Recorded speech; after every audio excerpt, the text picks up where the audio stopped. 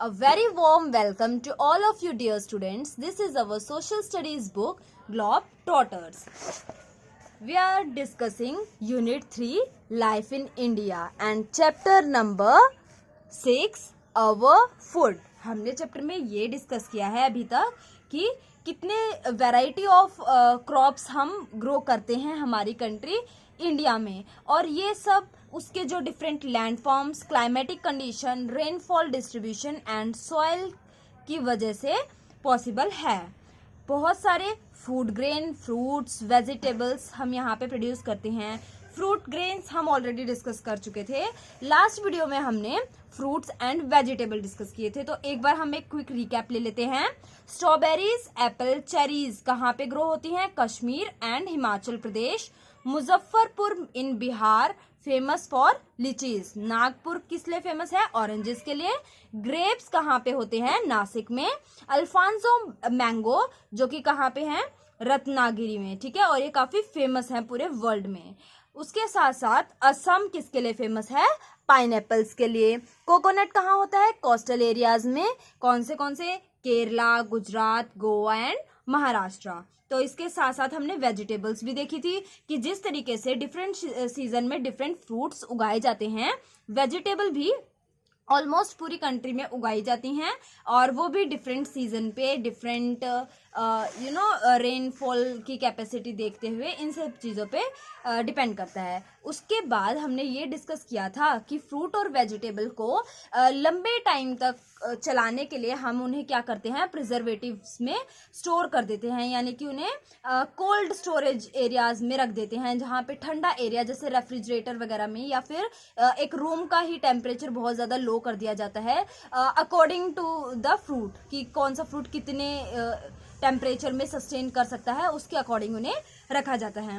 उसके बाद हमने क्विक रिवीजन 1 देखा था, और हमने एक इम्पॉर्टेंट चीज़ देखी थी कि हिमाचल प्रदेश को हम फ्रूट बास्केट ऑफ इंडिया भी बोलते हैं, क्योंकि हिमाचल प्रदेश में बहुत वैरायटी के फ्रूट्स ग्रो होते हैं. अब हम देखेंगे वेजिटेबल ऑयल.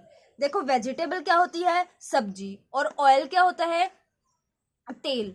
तो सब्जियों से तेल या फिर कुछ ऐसी वेजिटेबल ऑयल को हम बेसिकली एडिबल बोलते हैं, कि जो हम खा सकें. ऐसा जो तेल है जिसको हम बॉडी के अंदर, अब ऐसा तो नहीं है मिट्टी का तेल आप खा सकें, नहीं खा सकते, आप मर जाएंगे, है ना. तो ऐसी चीज जो कि हम ऑयल की फॉर्म में जो हम बॉडी में कंज्यूम कर सकें, उसको हम बोलते हैं vegetable oil. So let's start with our topic. Vegetable oil is obtained from the seeds of certain plants like mustard, groundnut and coconut. तो इसका क्या मतलब हुआ कि वेजिटेबल जो ऑयल है वो कहाँ से मिलता है हमें?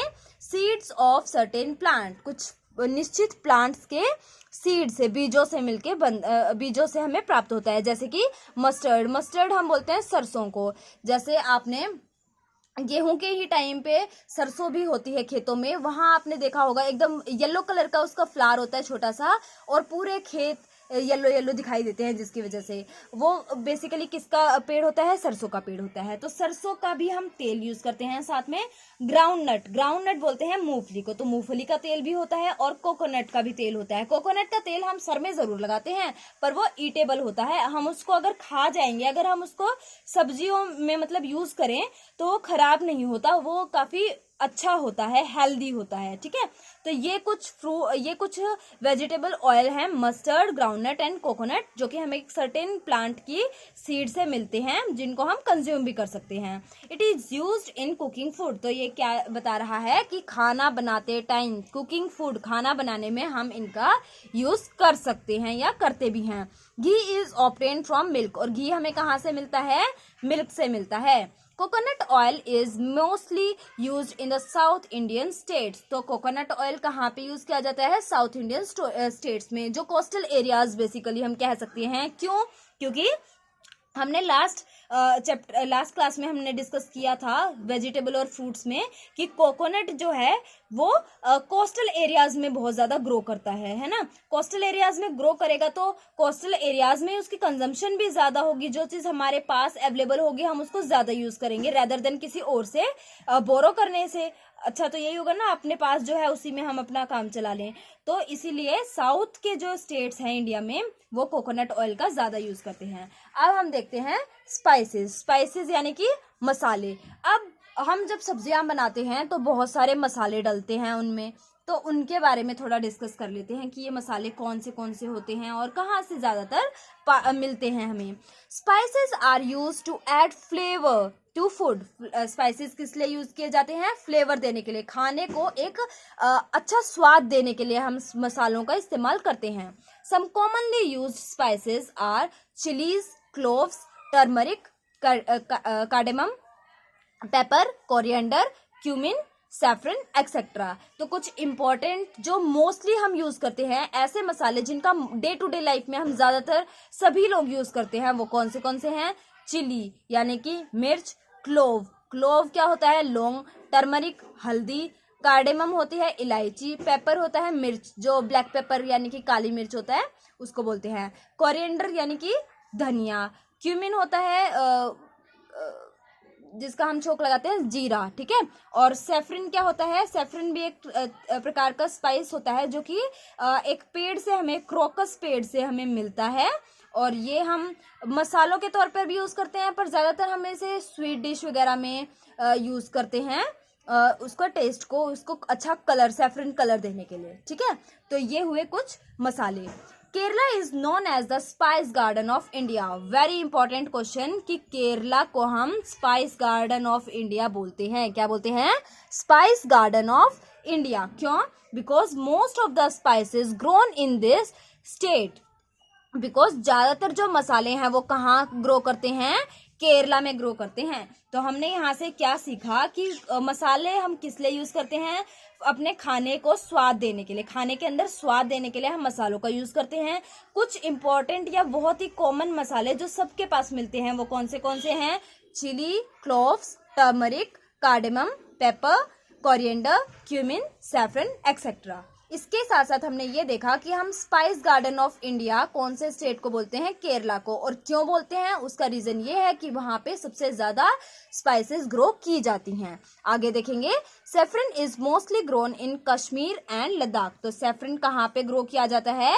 कश्मीर और लद्दाख, यानी कि हिल स्टेशन पे, जहाँ पे टेम्परेचर काफी कम होता है, ठीक है ना। ठंडे एरियाज में हम सैफरन को ग्रो करते हैं। तो ये हुई हमारे स्पाइसेस। अब हम डिस्कस कर लेते हैं स्वीट डिशेस को। स्वीट डिश भी अलग अलग स्टेट में अलग अलग स्वीट डिश खाई जाती हैं। जैसे हम हरियाणा की बात करें तो सबसे ज़्यादा अगर देखें तो हम हलवा या खीर हमारे यहाँ का मेन स्वीट डिश मानी जाती है।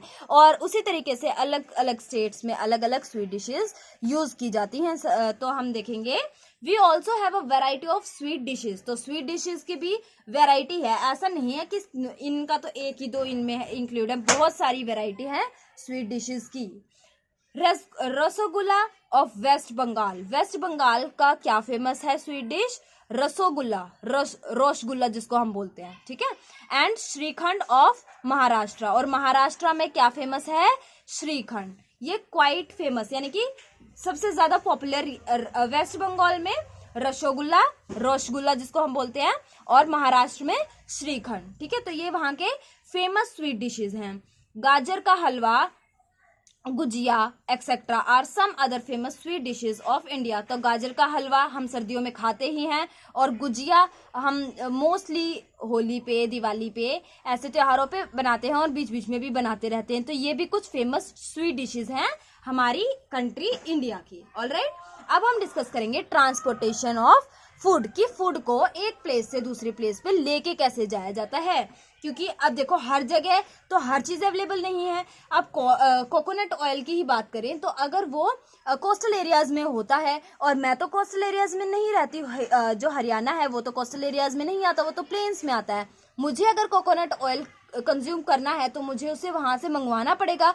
तो उसके लिए क्या सिस्टम है ट्रांसपोर्टेशन का, कि कैसे उसे वहां से यहाँ लेके आया जाएगा। तो पढ़ते हैं, Have you ever thought how apples grown in Kashmir are available in Kerala and coconuts grown in Kerala are available in Kashmir? तो क्या आपने कभी सोचा है कि जो एप्पल कश्मीर में होते हैं वो केरला में कैसे पहुंचते हैं, और जो कोकोनट केरला में ग्रो होते हैं वो कश्मीर में कैसे पहुंचते हैं? देखो कितना अच्छा क्वेश्चन है, क्योंकि हमने अभी भी डिस्कस ही किया कोकोनट की कि कोकोनट यहाँ तक आते कैसे हैं। जम्मू कश्मीर में और हरियाणा में तो इतना डिफरेंस नहीं है। केरला से अगर हम बात करें तो हरियाणा भी काफी दूर पड़ जाता है ना, तो वहां से यहाँ तक आते ही कैसे हैं। इवन अगर हम दूसरी कंट्रीज की बात करें तो दूसरी कंट्रीज में भी बहुत सारे ऐसे फ्रूट्स, वेजिटेबल्स या स्पाइसेस हैं जो कि हमारी कंट्री में प्रोड्यूस नहीं की जाती, तो वो भी यहाँ पे कैसे लेके आई जाती हैं, और यहाँ से जो चीजें यहाँ ग्रो करती हैं वहां नहीं मिलती, वो यहाँ से वहां कैसे पहुंचाई जाती हैं। तो देखेंगे this is just because of the good transport facilities. ये किस लिए पॉसिबल है? अच्छी ट्रांसपोर्ट फैसिलिटी यानी कि यातायात के अच्छे प्रॉपर साधनों की वजह से। एक जगह से दूसरे जगह सामान को ले जाने के लिए हमें क्या क्या चाहिएगा? मान लो हमें पास ही कहीं जाना है तो हम पैदल चले जाएंगे, उससे दूर जाना है तो हम साइकिल लेके चले गए, उससे भी दूर जाना है तो हम क्या करेंगे? बाइक ले गए, रिक्शा ले गई, है ना। इस तरीके से ज्यादा दूर जाना है तो या तो हम बस से जाएंगे अपना सामान लेके या ट्रेन से जाएंगे, और भी दूसरी कंट्रीज में जाना पड़ गया तो हम या तो ट्रेन का या शिप का या फिर बाय एयर प्लेन का यूज करेंगे। तो ये इतने सारे साधन हमारे पास अवेलेबल हैं, इन्हीं की वजह से फूड का भी ट्रांसपोर्टेशन इजीली हम कर सकते हैं। Food items grown in one part of India are sent to different parts through trucks and trains. तो फूड आइटम जो एक पार्ट में प्रोड्यूस होते हैं, इंडिया के किसी एक पार्ट में जो भी फूड ग्रो किया जाता है उसको दूसरे पार्ट में ले जाने के लिए हम किस किस चीज का यूज करते हैं? ट्रक्स का और ट्रेन्स का यूज करते हैं। They are also send to different countries through aeroplanes and ships. और दूसरी कंट्रीज में उनको किसकी हेल्प से? एरोप्लेन्स या शिप्स की हेल्प से भेजा जाता है। Therefore, people of India are not restricted to eat only those food items that are grown in their states। तो इसीलिए जो आदमी जहाँ का है वो सिर्फ वहीं तक सीमित नहीं है। ऐसा जरूरी नहीं है कि अगर मेरा रसगुल्ला खाने का मन करा तो मैं यहाँ नहीं खा सकती, मैं उसे वहां से ऑर्डर देके मंगवा भी सकती हूँ, है ना। मान लो मुझे एक साड़ी वियर करनी है और वो कोलकाता में ही मिलती है, तो अगर मुझे वो चाहिए तो मैं क्या करूंगी? ऑनलाइन ऑर्डर कर दूंगी और वो यहाँ तक आ जाएगी। किस तरीके से आएगी?